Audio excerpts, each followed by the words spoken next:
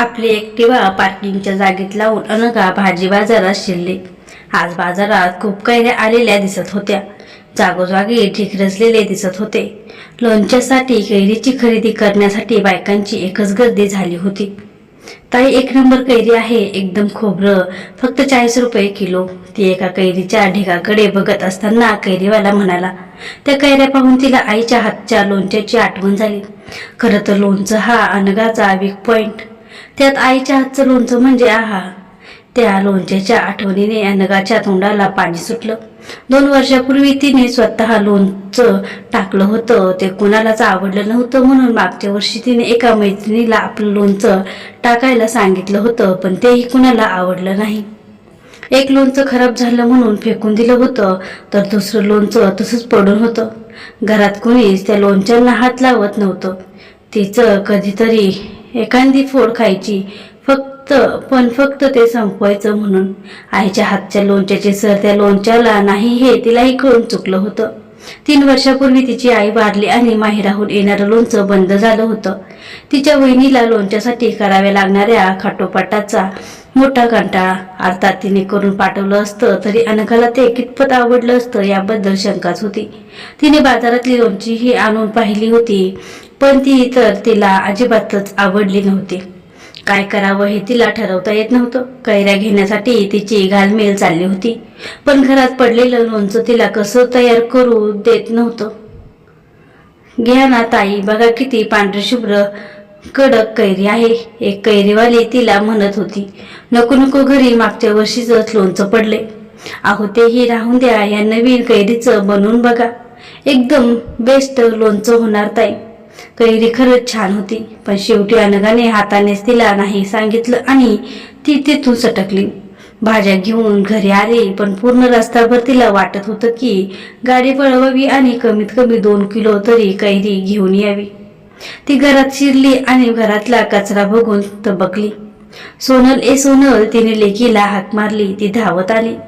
काय ग सोनल, नंदा मावशी आली नाही का? नाही, तिचा फोनही आला नाही। ते ऐकून अनघाचं डोकं सरकलं। मेली, कालही आली नव्हती, नुसते खाडे करत असते। बरं, फोन करूनही सांगता येत नाही। तिच्याकडे फोन कुठे आहे आई? अगं, शेजारच्या पाजारच्याचा फोन घेऊन तर सांगू शकते। थांब, येऊ दे, मेलीला चांगलं खरडपट्टीच काढते। तू तिला काढून का नाही टाकत आई? दुसरी झाडवाली का नाही लावून घेत? शहाणीच आहेस ग। दुसऱ्या बायका अशा सहजासहजी मिळतात का? आणि ही 700 रुपयात घर झाडते पुसते, बाकीच्या 1,500 आणि 2,000 मागतात। सोनलला आईची मोठी गंमत वाटली। या कारणासाठीच आई तिचे खाडे सहन करते हे तिच्या लक्षात आलं। अनघाने भाजीची पिशवी किचनमध्ये ठेवली। कुंचा घेऊन ती स्वतः घर झाडायला लागणार तो दारावरची बेल वाजली। अनघाचा छोटा मुलगा संदीप दार उघडायला गेला। आई, नंदा मावशी आली ग, तो ओरडला तशी अनघा घाईने बाहेर आली। काय ग नंदा, इतका उशीर? 12 वाजलेत, ही काय वेळ आहे यायची? आणि कालही तू आली नाहीस, साधा फोन करता आला नाही का तुला? अनघाची तोप सुरू झाली। अहो ताई, काय सांगू, काल इकडे यायला निघाली तर आई दरवाजाला धडपडून पडली, कमरेला मार लागला। सगळे म्हणायला लागले डॉक्टरांकडे घेऊन जा। फ्रॅक्चर असेल म्हणून तिला सरकारी दवाखान्यात घेऊन गेलती। तिकडेच 2 वाजून गेले, मग कवा येऊ? जेव्हा बघावं तुझे आईचेच बहाणे असतात। आईला हे झालं, आईला ते झालं। काय करू ताई, तिला एकतर दिसत नाही आणि काम करायला जाते। मी कामावर जाते, पण लय जीवाला घोर लागतो बघा। तो तुझा भाऊ मध्य प्रदेशमध्ये राहतो, त्याच्याकडे का नाही पाठवून देत तू तिला? भाऊ नाही म्हणतो ना तिला ठेवून घ्यायला? 4 लेकरं आहेत त्याची, खूप पैसा लागतो ना पोरांना शिकवायला। कमाल आहे, जिने जन्म दिला ती जड झाली वाटतं त्याला। आणि तू काय लखपती लागून गेलीस का ग? वहिनी म्हणती तू काय सडीफटीक, तुला ना नवरा ना पोरं बाळ, तुझं सांभाळ तुझ्या मायला। असं म्हणून नंदाने परतर डोळ्याला लावला। मुलं बाळांचा विषय निघाला की नंदाला असंच रडू यायचं। मूलबाळ होत नाही म्हणून तिला तिच्या नवऱ्याने सोडून दिलं होतं. दुसऱ्या बाईशी लग्न करून तो गावातच दुसऱ्या झोपडपट्टीत राहत होता. आता त्याला 3 पोरं होती आणि नंदाकडे तो डुंकूनही पाहत नव्हता. तिला फुटकी कवडीही खर्चासाठी देत नव्हता. नंदा 4-5 घरात धुणी भांडे करून कसं बसं आपलं जीवन चालवत होती. भावाने तिच्या आईला हकलून दिलं तेव्हा ती आईला घरी घेऊन आली. एक विधवा आणि दुसरी नवऱ्यांनी सोडलेली अशा दोन्हीही निराधार बायका एकमेकींच्या साथीने मरण येत नाही म्हणून कसे बसे दिवस ढकलत होत्या. दोघींच्या आयुष्यात काही राम राहिला नव्हता.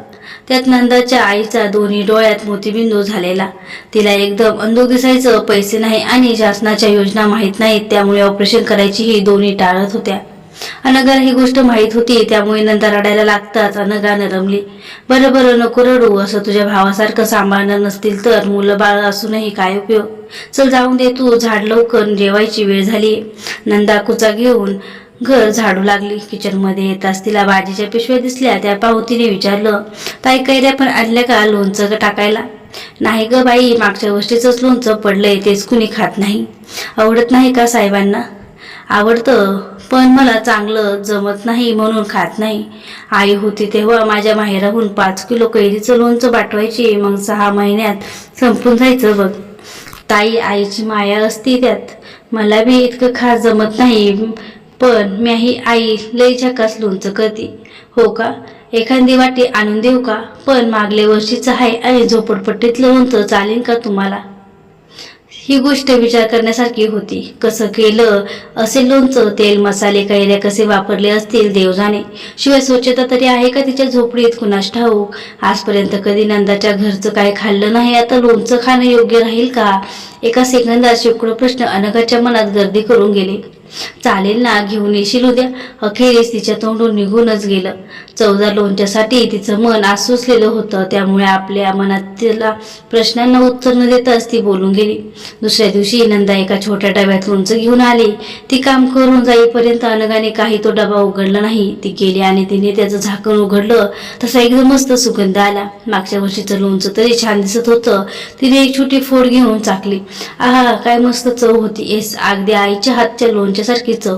तिने आणखीन एक फोड खाल्ली. ती तोच चव. थोडंसं जास्त तिखट होतं. लोणचं पण नवीन कैऱ्याचं टाकलं तर तिखट कमी करता आलं असतं. अनघाने दोन्ही मुलांना हाक मारली. पोरांनो, बघा रे कसं लागतं हे लोणचं. आई, वास तर खूपच छान येतोय, सोनल म्हणाली. आई, मला पोळी दे ना, मला पण खाऊन बघायचे. छोटा संदीप ताटली घेऊन बसला. अनघाने दोघांना एक एक पोळी ताटातली दिली. दोघांनी अर्ध लोणचं फस्त करून टाकलं. अनघानेही थोडी पोळी त्यासोबत खाल्ली. आई, खूप मस्त आहे लोणचं. नंदा मावशीला सांग ना आपल्याला करून द्यायला. बरं बरं, सांगते उद्या. दुसऱ्या दिवशी नंदा आली तशी अनघा तिला म्हणाली, नंदा, छान आहे ग लोणचं. मला 3 किलो कैरीचं टाकून देशील? पण तुझ्या आईला दिसत नाही म्हणतेस, मग कसं जमेल? थोडंसं दिसतं तिला, बाकी अंदाजाने मी पण करते तिला मदत, पण सगळं प्रमाण तीच घेते. आमचंही टाकायचं आहे, त्यासोबत तुमचं बी करून देऊ. तुला काय काय सामान आणून देऊ? तुम्ही फक्त 500 रुपये द्या मला, मी सगळं करून घेईन. आमच्याकडे एक ओळखीचा कैरीवाला येतो, छान असतात त्याच्याकडच्या कैऱ्या, आणि बाजूलाच किराणा दुकान आहे, तिथं सगळं सामान मिळून जाईल. तोही गरीब माणूस आहे, त्याला तेवढीच मदत. अनघाच्या मनात संशय निर्माण झाला. 500 रुपये घेऊन ही बया पसार झाली तर? नाहीचं घर आपल्याला माहीत, नाहीच्याकडं मोबाईल, त्यातून हिच्याकडे अगोदरचे 1000 रुपये अडकलेले. संपर्क तरी कसा करणार? नंदाचं काम झालं तसं तिने विचारलं, देताय ना ताई पैसे? नंदा, उद्या देते तुला, संध्याकाळी हे आले की घेऊन ठेवते त्यांच्याकडून. बरं. ती बाहेर दार उघडून निघाली तशी सोनल अनघाला म्हणाली, आई, तुझ्या पर्समध्ये तर भरपूर पैसे आहेत, देऊन टाक ना तिला, कशाला उद्यावर ढकलते? अगं, पण काही पैसे घेऊन पळून जाणार नाही ती, आणि गेली तरी काही लाखो घेऊन जात नाही की त्यांच्यामुळे आपण लगेच भिकारी होऊन जाऊ. अनघाला तिचं म्हणणं पटलं. असं म्हणतेस, मग घे पैसे आणि देऊन ये तिला लवकर. अजून लिफ्टमध्येच असेल ती.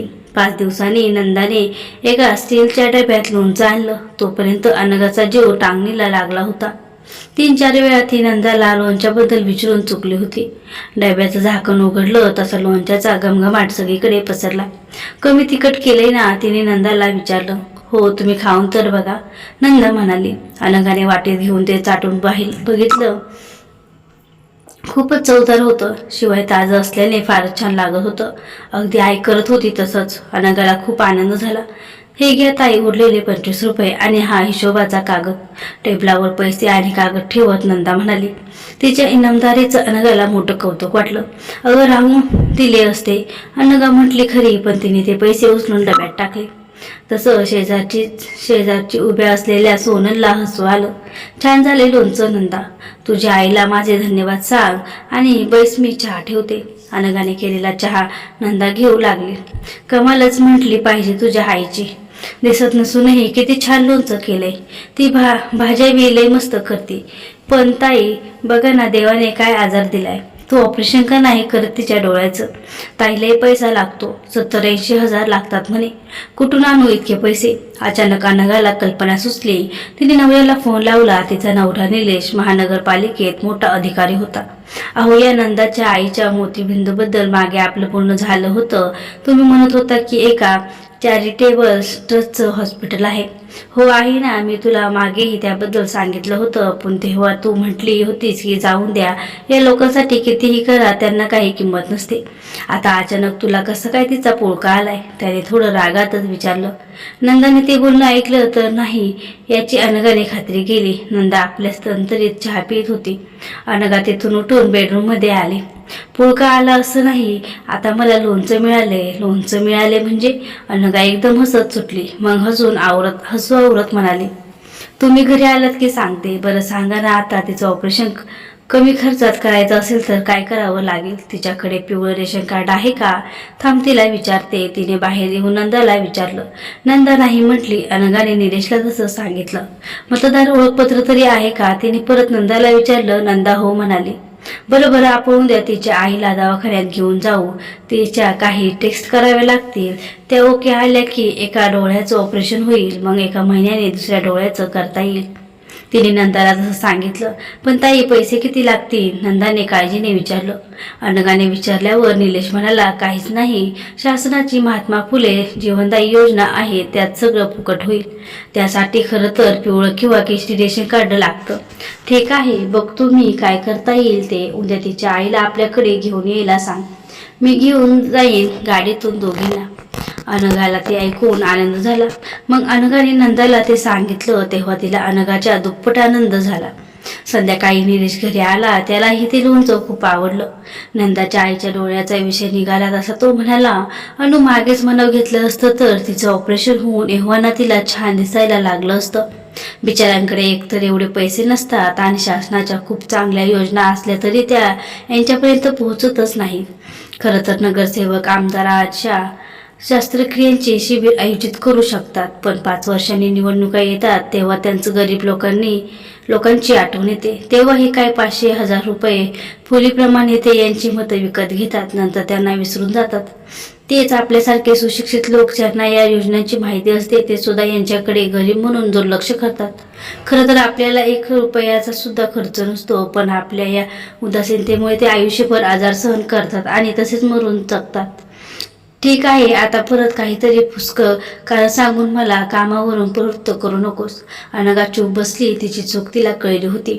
दुसऱ्या दिवशी सकाळीच नंदा तिच्या आईला हाताला धरून घेऊन आली. तिला बसून मागे तिने घर झाडायचं आणि फरशी पुसायचं काम करून टाकलं.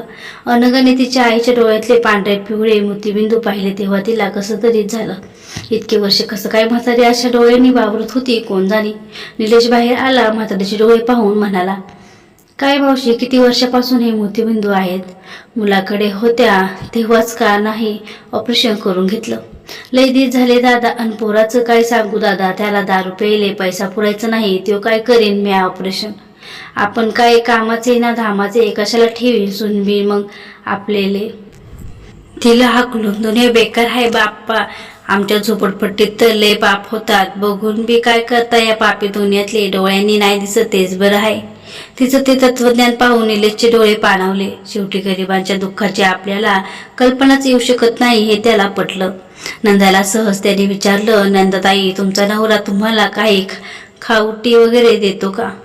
नवऱ्याचा विषय निघाला की नंदा एकदम कावरी बावरी व्हायची, कारण त्या विषयात तिच्या वांजपणाचा मुद्दा निघायचा जो तिला अजिबात आवडत नव्हता. आताही तिला तसंच झालं, पण निलेशला उत्तर देणं भाग होतं. नाही साहेब, रितसर फारकत नव्हती ना झाली. नाही साहेब, मले न सांगता त्याने त्या चुडेलशी पाठ लावला. ठीक आहे, तुमचं तेही प्रकरण आपण मार्गी लावू.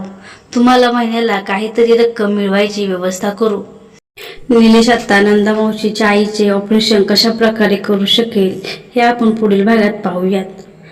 पुढील भाग पाहण्यासाठी आपल्या चॅनलला लाईक, शेअर आणि सबस्क्राईब करायला विसरू नका.